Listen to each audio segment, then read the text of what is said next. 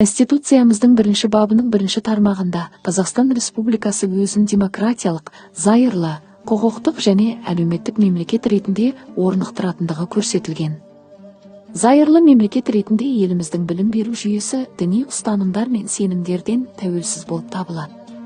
Қазақстан Республикасының білім туралы заңының 5 бабы 39 тармақшасына сәйкес, Қазақстан Республикасы білім және ғылым министрінің 2016 жылға 14 қаңтардағы 26 бұйрығымен орта білім беру ұйымдары үшін міндетті мектеп формасына қойылатын талаптары бұдан әрі бұйрық бекітілген.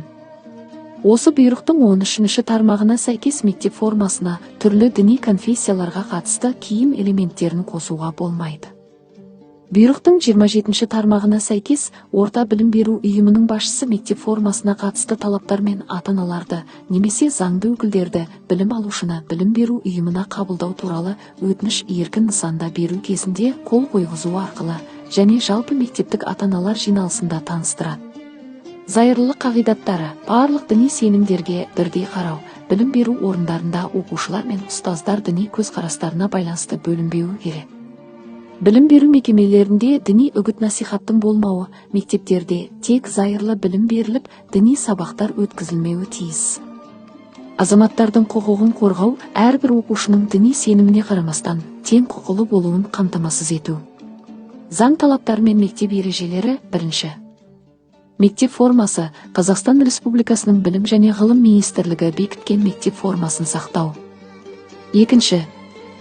Сабақ кестесі, сабақтарға уақытылы келу және мектеп ережелерін сақтау. 3. Ата-аналар жиналысы, ата-аналар мектеп әкімшілігімен бірлесіп, зайырлы білім беру қағидаттарын сақтау бойынша жұмысты атқаруы тиіс. Сізден не талап етіледі? Зайырлылық қағидаттарын құрметтеу, әрбір ата-ана мен оқушы білім беру мекемелеріндегі зайырлы тәртіпті сақтауға міндетті. Мектеп ережелерін сақтау, мектеп формасы мен сабақ тәртібін сақтау. Білім алуға деген жауапкершілік, білім алу барысындағы ережелер мен заң талаптарын орындау.